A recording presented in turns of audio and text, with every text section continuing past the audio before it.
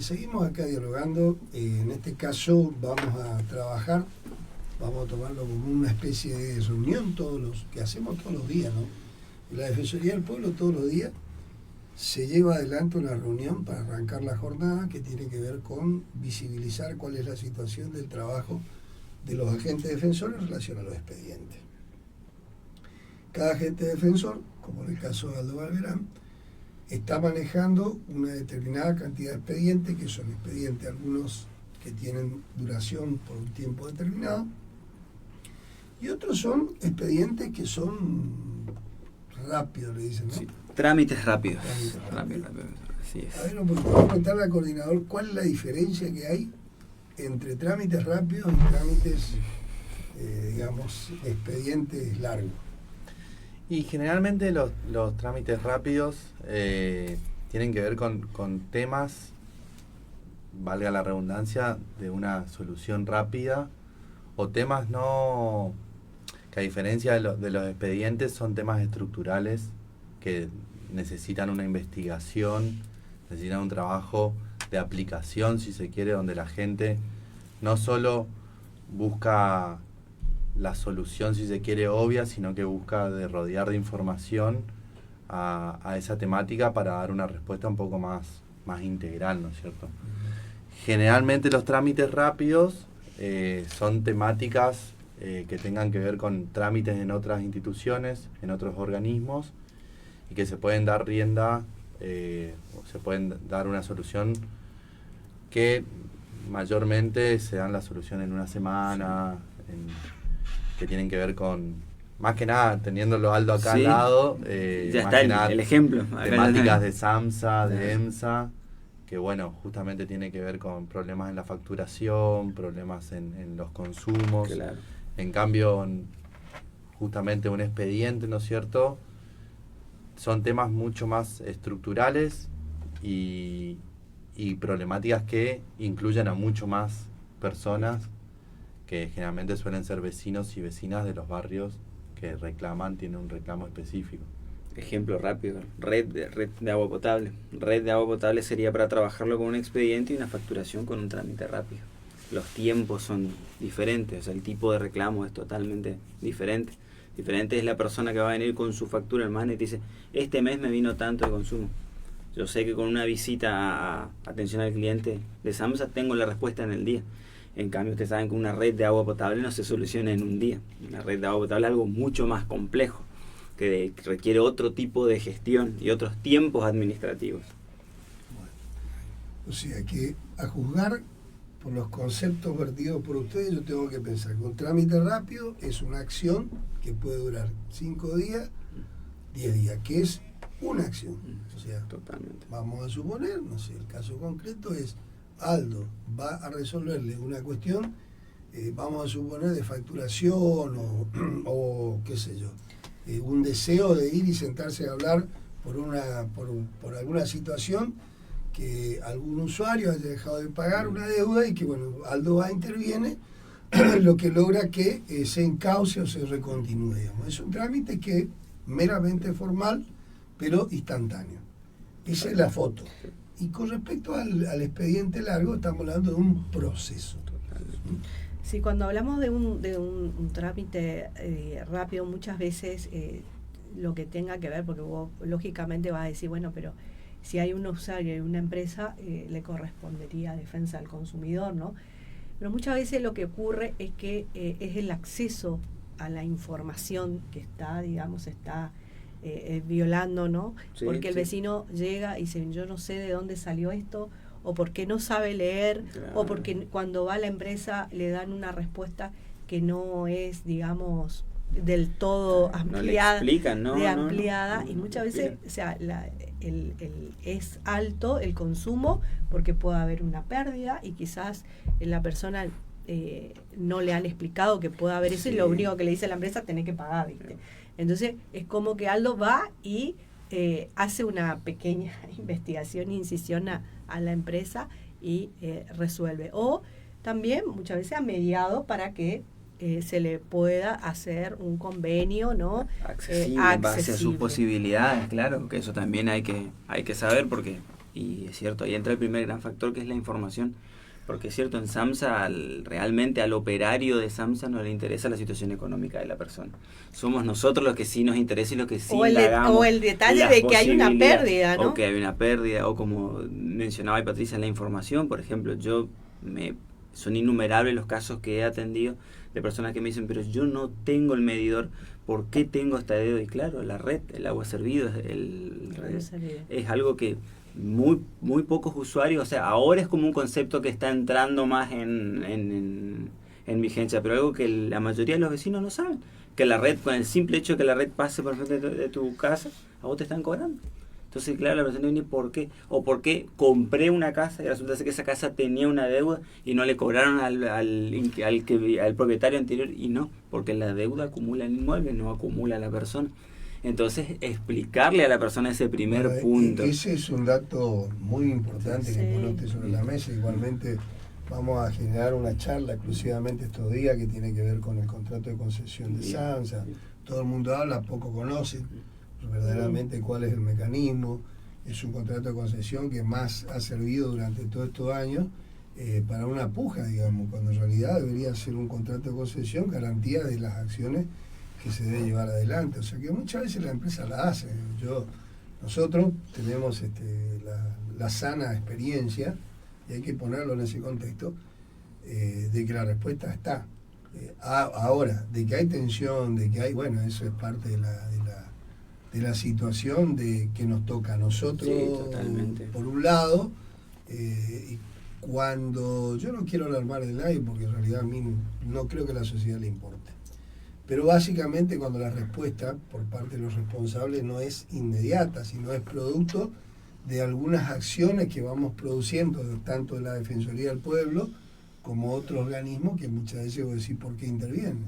Cuando el EPRAC debería ser el ente regulador. Bueno, todo eso va a ser materia, creo yo, calculo yo, para varios programas, pero yo voy a traer a la mesa el contrato de concesión, lo vamos a discutir. Bien. Básicamente para que el vecino de la ciudad de Posadas, claramente, y la de Garupá también, y la de otros puntos de la provincia que quiera escuchar por streaming, entienda qué significa el contrato de concesión, cuál es el marco jurídico, porque, a ver, entendamos que son, una cosa es el contrato, que es parte del anexo de una ley, ¿me entienden? Un contrato no es algo que, no es que la ley, no, la ley es una ley que a través de el EPRAC, el IMAS, que está bajo la tutela del EPRAC, genera, digamos, la ley está ahí, para que se entienda. Y después está en un anexo la concesión. ¿Me entienden? Sí. Bueno, eso es lo que hay que entender. ¿Cuál es el mecanismo que está configurado? Y la ley, la 3.319, creo que ahora es ley 18, si mal no me acuerdo, yo no quiero meter la pata. Pero básicamente estamos hablando de eso. Por eso es materia para varios programas. Pero es importante que el vecino conozca. Sobre todo, mire lo que el vecino tiene que conocer, cuál es el rol que tiene. Porque el vecino, y esto lo quiero decir con mucha responsabilidad, un contrato de concesión está más allá de los deseos personales. No es algo que nosotros lo podemos poner en tela de juicio y decir, no me gusta, ¿viste? Porque en realidad debería ser, no. El contrato de concesión fue firmado en una época determinada, estamos hablando del año 99, una pila de años.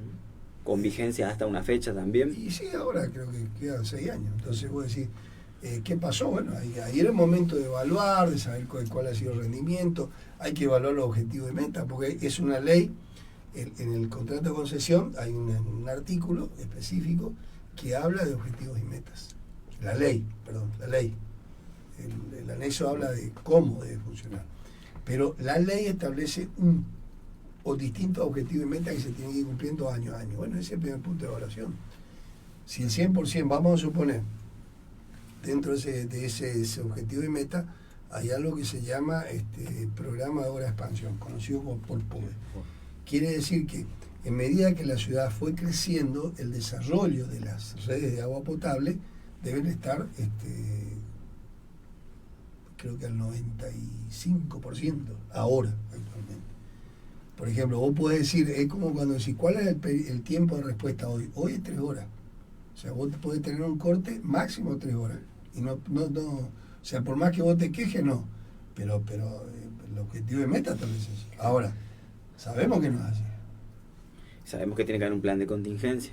Que tiene que haber un plan de contingencia para situaciones, claro, situaciones que son extremas. Que suele pasar en el verano, por lo general acá solemos ver esas situaciones más en el verano. Y tener un camión disponible para abastecerle, o 2 camiones disponibles, uno a la municipalidad y otro allá, para abastecer determinadas circunstancias, no es plan de contingencia.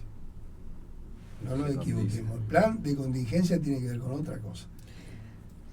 O sea, tiene que ver con un desarrollo estructural muy fuerte, que está garantizado no solamente en la intención, sino en los hechos, que vos podés verificar. Y como decir los bomberos, y bueno, los bomberos, para que sea bombero, creo que tiene que tener un lugar con entrada y salida, con claro, autobomba, claro. Con todo. Bueno, eso es un bombero. Si no, es un voluntariado que no. Sí, y hay muchos vecinos todavía de la ciudad de Posadas que no cuentan con tanques. Ahí en mi cuadra por lo menos hay dos vecinos que no han. Y vos le pregunté, ¿por qué no pusiste el tanque? Porque no quiero, sí. Más, ¿no? Claro, y eso hace que o el vecino resienta más cuando hay un corte. Sí. En mi zona, que en el mes de julio hubo varios cortes del suministro. Nosotros dependemos de acá de ¿cómo es? Del López y Plane. Y nos sentimos precisamente porque tenemos un tanque de agua, ¿no? Y vecinos que no tenían, que loquísimos, ¿viste? Sí, porque ellos se corta y se cortó el agua. Así que también es una recomendación para los vecinos de que hay que hacer una inversión en ese sentido, y también mantener que eso sea costo también nuestro. Y explicarlo, limpio. Profundizar. Yo te voy a contar para que vos sepas por qué tiene que tener el tanque de agua. Porque básicamente uno de los argumentos que tiene SAMSA, pero es un argumento lógico lo que le voy a poner, ¿no? Yo quiero marcar la diferencia. Una cosa es el argumento para argumentar una realidad, y otra es el argumento lógico que digo yo, que yo pongo antes de iniciar un proceso y que en el tiempo se tiene que dar de esa manera. A lleva a B, B a C, así, es lógico, no hay forma de evitarlo. Y otra cosa es que yo trate de explicar una coyuntura. Es un argumento para el momento. Ahora, hay un argumento que te dice qué va a suceder en tal cosa. Entonces, el tanque de agua prácticamente es una obligación y no es una cuestión circunstancial. Claro. Si vos reclamás, y si SAMSA eventualmente, o el EPRAC, porque es el que donde vos tendrías que descargar, si SAMSA viene a tu casa y te pregunta, vos no tenés tanque, no, y te puede denunciar, porque el tanque es una necesidad establecida a partir del sistema, porque el sistema no es continuo. El agua se puede cortar, puede que la zona, por eso le digo lo de las 3 horas. No es casual, está todo pensado. Claro. Igualmente nadie puede gastar un tanque de agua en 3 horas, o sea, es muy difícil. Salvo que sea un edificio. Sí. Pero si igualmente, si un edificio es una cisterna. Claro, ellos tienen que tener otra capacidad, ¿sabes? Pero por supuesto.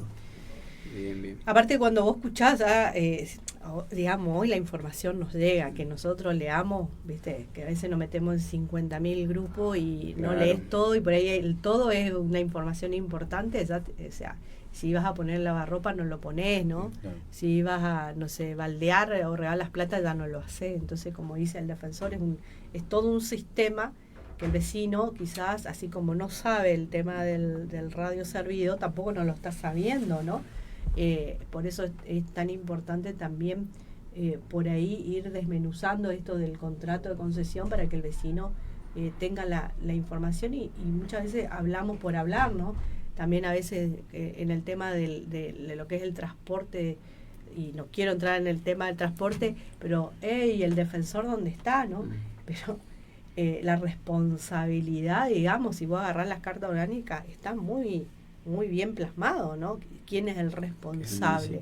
¿Sí? Que no solamente en la cuestión operativa, sino también en la fijación de tarifas. No, bueno, por eso, en el caso del agua potable es todo un tema, porque ahí, por ejemplo, hay una realidad que es interesante, que se viene dando durante muchos años, que es un debate que hay que ponerlo sobre la mesa, que tiene que ver con el tema del aumento de la tarifa. ¿Quién controla? No hay nadie. ¿me entendés? El EPRAC es el órgano que debería debatir sobre la cuestión, habría que, y eso está, a ver, te pueden decir que la ley no está configurada porque fue una ley hace... Claro, claro. Te dicen, no está la porque el convocatoria para... EPRAC, ¿cuándo aparece el ente regulador? El ente regulador nace con el contrato de concesión, digamos. Y a ver, la ley... Porque el contrato de concesión menciona, de hecho, al ente regulador. Sí, está. La ley 3.319, que es la ley originaria, que después genera la ley en el digesto, creo que la ley 12 o 15, 18 o 15, no me estoy acordando. Pero básicamente en esa ley se generan 2 o 3 cuestiones. Hay un anexo que es cuál el contrato de concesión, que cómo y de qué manera se ve, que yo tengo en mi oficina y yo leo siempre. Y después está la ley. La ley está. El EPRAC es la autoridad máxima, es la autoridad de aplicación de esa ley, que regula, controla, debería hacer todo. El IMAS también está como último punto de esa ley enganchada, pero depende del EPRAC. No funciona solo, ¿me entiendes? Porque es el Instituto Misionero de Aguas, eso quiere decir. Es un instituto de investigación, entre comillas, nueva fuente de agua, cuidado de agua, de cuencas, etcétera. Todas esas cuestiones tienen que ver con... No está configurado de que tenga que hacer inversión en obras de redes, por ejemplo. La gente a veces confunde, pero nosotros hablamos con... No, el IMA no es el órgano. El órgano encargado de hacer las redes es SAMSA. Ahora, SAMSA tiene, dentro del marco de lo que es el programa Obras de Expansión, un proceso. Que vos podés estar acá o podés estar acá. Eso va a depender claramente de un montón de factores. Pero fundamentalmente tiene que ver con, el desarrollo y el crecimiento de la ciudad. Ahora, si vos me decís, hay que discutir, claro que hay que discutir. ¿Por qué tienen prioridad las obras del IPROA? Entonces te van y te hacen una, no sé, por decirte, una hora ya cerca del arco de Corrientes y a la semana hay agua. Ahora, ¿por qué en la zona céntrica de la ciudad de Posada, por ejemplo, 239, Mariano Moreno me viene a la cabeza, no tiene red de agua potable? ¿Me entiendes? Porque sencillamente hay una inversión de dineraria, que la tiene que hacer SAMSA. Ahora, ellos tienen la facultad de organizar esa lista, esa grilla, a discreción. Y el EPRAC debería intervenir, debería estar fijando las reglas, pero no la hace. O sea, no la hace en el sentido de decir, bueno, vamos a empezar por esta hora, que son más chiquitas. O sea, evidentemente el directorio porque convengamos que también la empresa tiene una composición interesante, ¿no? Son directorios, donde hay un presidente y varios gerentes. ¿Qué pasa con EMSA? Yo creo que también debe, no sé sé ejemplo, cómo es la, digamos, tampoco no sé cómo es, pero el gobierno, yo creo que el gobierno central dice, bueno, hay que hacer una obra, y obviamente que vos para hacer un nuevo barrio del IPROA necesitas todos los servicios, ¿no? Y yo creo que también eso hace de imán, de atracción para las inversiones. Para trabajar con esa lógica, sí. Entonces va quedando estos pedacitos de la ciudad, como dice, que obviamente también debería, ser contemplado, porque hace cuántos años están ellos. Hay barrios que tenemos el ejemplo más reciente, que usted, defensor, lo debe recordar bien, Carlos también, estuvimos juntos en esa mesa, que fue hace 2 semanas atrás, Chacra 131, Ituzaingó y Jaureche. Estamos hablando de que no es alejado, no es un lugar que es un lugar que ya tiene historia, y es un lugar donde no hay red de agua potable. Y ahí también venimos a trabajar un tema muy fuerte, no solamente trabajar en la red, sino que el defensor mencionó esto de desmenuzar el contrato de concesión. Y esto hubo que hacer con este grupo de vecinos, porque es un grupo de vecinos que es complicado en el sentido de que tuvimos que hacer no solamente el trabajo de el pedido de la red, de la factibilidad ni nada, sino que también se empezó a dar con el trabajo de concientización de la importancia de abonar por los materiales para que pueda haber red ahí. Pero ahí hay un punto, por eso yo te digo, que tiene que ver con las desvinculadas. O sea, a ver, y tiene que ver con lo que yo vengo explicando, por eso justamente traigo a colación probablemente, el ejemplo. Probablemente te digan, bueno, sí, usted está en el número 100. Y vos decís, pues ya esperé 30 años, que voy a esperar 30 años más. Y vos decís, bueno, nosotros queremos tener. Bueno, hagamos una cosa, como la inversión dineraria no la pueden hacer porque son 20 vecinos, o no sé, creo que menos, y la obra sale 12. 4 millones de pesos, entonces vos decís, pero que si divide 4 millones y yo 12, pero ni en pedo te va a decir la gente, ¿viste? Porque 300 lucas yo no tengo, no dispongo, no puedo pagar, te van a por los intereses, bueno. El programa en el cual estamos, que no es un programa oficial, es un programa, convengamos, que está inventado, porque no hay una ley que dice contemple que deben hacerse este tipo de apoyatura a la sociedad. Es una convención armada por la presión en su momento de Defensoría del Pueblo de la ciudad de Posada, que no bajábamos el amperímetro, nosotros seguíamos con el pie a 100 y no bajábamos, entonces se va generando, porque esto se generó ya hace un tiempo, pero no hace mucho, pero es hace 2 años, 3 años. Ahora, ¿de dónde sale? Si vos mirás el contrato de concesión, dice que se puede hacer esto, que se puede organizar, pero también dice claramente que el vecino puede hacer la inversión de dinero. Claro, de si manera particular. Si claro. no quiere esperar. Sí. Entonces, eso está diciendo el contrato de concesión, pues eso lo vamos a discutir acá, yo voy a traer, le voy a marcar y vamos a leer taxativamente para que no haya duda. Después hagamos las interpretaciones que queramos. Ahora, cuando nosotros intervenimos, como en este caso la 131, lo que estamos buscando básicamente es la posibilidad de que esos vecinos puedan acceder. Ellos tienen que poner, ¿cuánto tienen que poner? Y ellos tienen que poner de los 4 millones, Sí. ellos tienen que cubrir la parte de los costos de los materiales. ¿Y cuánto Que es? estábamos hablando, Carlos, 150.000 150.000 pesos. aproximadamente. Fíjense 150.000 de qué estamos dividir hablando. entre esas 12 familias. Esos Entre 12 150.000. familias, estamos hablando de 12.000, 10.000 pesos por cabeza. Sí. O sea, 9.000 pesos, yo digo, no es cerveza, no es coca, no sé, como quieran, vecino, pero es inaudito, porque se pone, es testimonial, porque la carátula que tiene que entrar, para decirlo claramente, si vos tenés que armar un expediente, poner la carátula, porque ahí dice, cuando el grupo de vecinos, hay un grupo que no tienen, digamos, ninguna personalidad jurídica, puede solicitar, está taxativamente explicado de esa manera, comisión, no dice comisiones vecinales, dice vecinos que se Sí, juntan, sí. vecinos unidos, dice. No hay una. Entonces, un la requisito. carátula de vecinos unidos que se juntan para acceder al agua potable. Ahora, ahí tenés que pagar los 4 millones.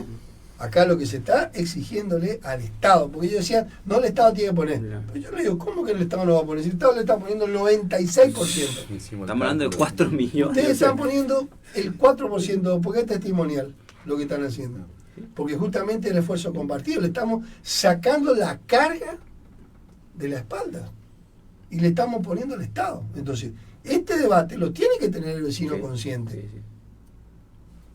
Sí, totalmente. Entonces, es así, es una realidad que prácticamente, vuelvo a decir, es testimonial. Entonces, tenemos que ser en esto contundentes y decir, bueno, ahora, si la idea es que el Estado te ponga al 100%, tenés que esperar que se dé el poder. Pues ya nosotros estamos logrando el 96%. Vos tenés que poner el 4%. Entonces, tenemos que ser contundentes en este sentido para valorar lo que tenemos y de ver de qué manera podemos, qué sé yo, estar con mucha más disposición de poder avanzar hacia un proceso que todos necesitamos. Bueno, arrancamos con estos son procesos largos. Claro, sí, totalmente. Yo creo que un poco lo que veníamos hablando al comienzo era, existen los entes, los organismos responsables, pero bueno, la Defensoría, el Defensor del Pueblo empieza a motorizar cómo dialogar entre esos entes y encontrando, ¿no es cierto? Bien decía recién el defensor, en el contrato lo que se puede hacer, y si se puede hacer, es potable, ya que estamos en tema de agua, es potable hacerlo, ¿no es cierto? Yo creo que eso muestra un poco también el trabajo del defensor, de la Defensoría, cuando está todo escrito, pero ¿qué pasa que no sucede? ¿Qué pasa que la empresa se materializa? Claro, ¿qué pasa que la empresa no hace lo que tiene que hacer? Y sí, te va a mostrar el papel, tal poder, bueno. Pero ¿cuáles son las otras herramientas? Lo mismo le pasa al vecino cuando va a la empresa y le dice, no, tenés que pagar, es la única opción. No le da la opción que después encuentra Aldo, que no es que hace magia, sino que... Y tampoco no es porque es Aldo, ¿no? Claro. No, totalmente, no. Sino que son los mecanismos formales que a veces la burocracia los chupa esos mecanismos y no los transmite, sería. Y ahí en el acceso a la información está uno de los derechos más importantes.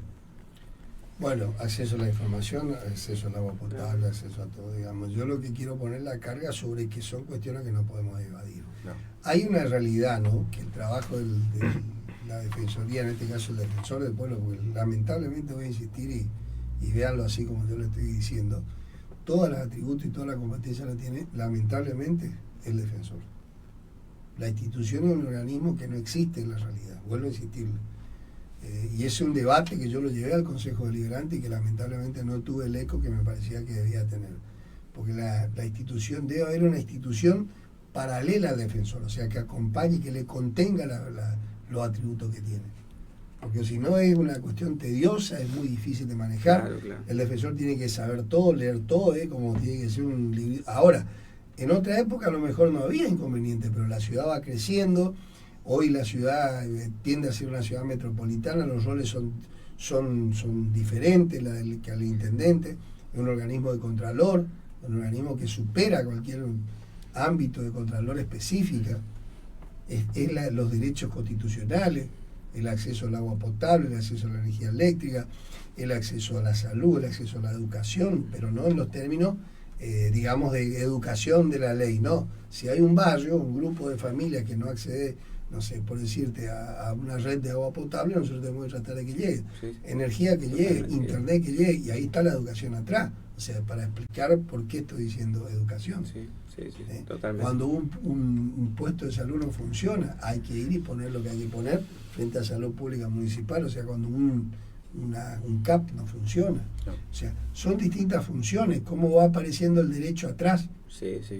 Sobre el trabajo que nosotros tenemos que hacer. Bueno, Con Internet también Defensor no quería dejar pasar Internet, fue algo pues, que desde la Defensoría se trabajó mucho también estos años, que Patricia mencionaste lo de la pandemia. 24 horas Justamente la pandemia fue una de las Internet. cuestiones que trajo aparejado esto, lo del trabajo, o sea, la importancia de la red de Internet, trabajar home office, o sea, desde la casa.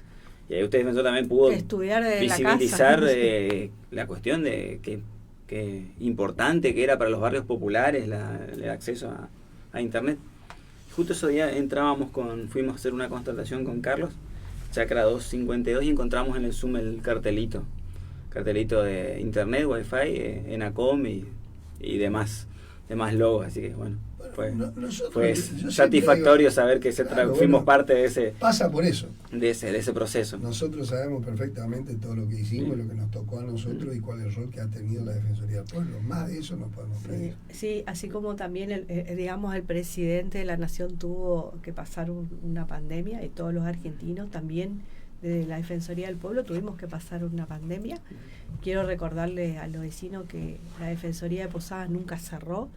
Siempre siempre guardia mínima, pero sí, siempre tuvimos guardia mínima. Hay algunos que creo que fueron un día que después ya cuando salió, por una cuestión de que no salían los permisos nada más, una vez que salían todos los permisos, teníamos ya la logística armada, y no solamente actuando en situaciones dentro de la ciudad de Posadas, sino también con ciudadanos posadeños que quedaban varados en otras provincias, ¿no? Sí. Ha pasado también. Ha pasado gente que también, como dice, el derecho a la información, porque por ahí acá como que se iban levantando las restricciones, pero en otros puntos del país no, y entonces digamos, la gente no sabía a veces con qué viajar y tenían que viajar por una cuestión de salud, ¿no? O regresar de donde estaban.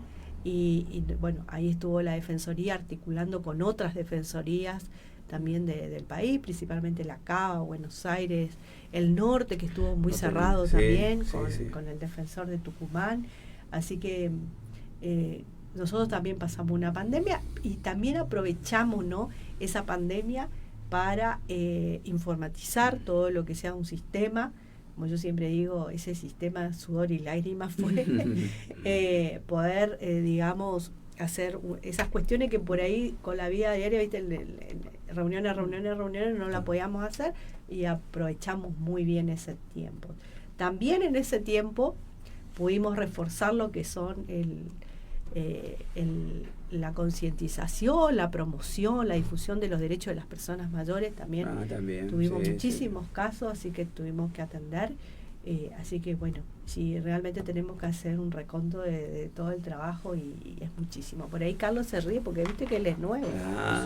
Él es nuevito, ¿viste? Claro. Pero también es llamativo como la pandemia sigue siendo parte. Sí, Muchas sí, veces totalmente. Se sigue entrecruzando. Sí, mucha La costumbre. madera sirve para muchas Sí, cosas sí, hoy en día. Sí, sí, Se sí. sigue entrecruzando. Un hecho de acontecimiento del pasado que impacta en el presente Exactamente. y Bueno, nos interviene en el futuro. Ahí viene el refuerzo del acceso al agua potable ahí y al servicio de la red de internet, de tomar conciencia que son derechos humanos, ¿no? Sí. No es un derecho más, son derechos humanos que son muy importantes en el caso del agua para la salud, ¿no? La salud de, Totalmente. porque, Totalmente. o sea, vos podés tener agua, pero no es, esa agua no es segura y podés tener... Y eso un poco lo que se resaltaba en la reunión con estos vecinos, Sí, me acuerdo, claro. el defensor lo hacía. Por un lado la salud es un derecho humano que asegura la salud, ¿no es cierto? Y después también el reclamo ante un problema de salud por el mal estado del servicio. ¿A quién lo realizás si no tenés la conexión formal? ¿Sí? No tenés cómo hacer valer ese derecho, que también es el reclamo, ¿no es cierto? Y decir, acá pasó algo por un servicio mal dado, sería. Claro. Bueno, pero a ver, en el caso de la 131, por ejemplo, que hablábamos ese día, tiene que ver con una realidad, pero totalmente objetiva. Ahí no hay ninguna responsabilidad jurídica, No, ni una, por eso. porque no hay un servicio. Entonces el vecino tiene que entender eso, o sea, él recibe agua, pero no sé, le entregó el cañito Juan Pérez allá arriba. Hay responsabilidad jurídica, no existe. Nosotros vivimos en un estado, ¿qué es un estado de derecho? Donde todo está legislado. Entonces eso es un estado de derecho. Entonces cuando vos no accedes al agua por la vía que corresponde, vos estás excluido. Si mañana pasado alguien se contamina, o se contamina varios por no serlo, de alguna manera queda sin posibilidad de reclamo de ningún tipo. Judicialmente no vos podés decir si el Estado cumplió, bueno, pero no vas a hacer nada, te va a quedar el reclamo. Por eso nosotros insistimos en que tienen que aprovechar, tienen que regularizar la situación. Bueno, vamos a un pequeño cortecito y ya volvemos con el siguiente bloque, ¿no? De la voz del defensor.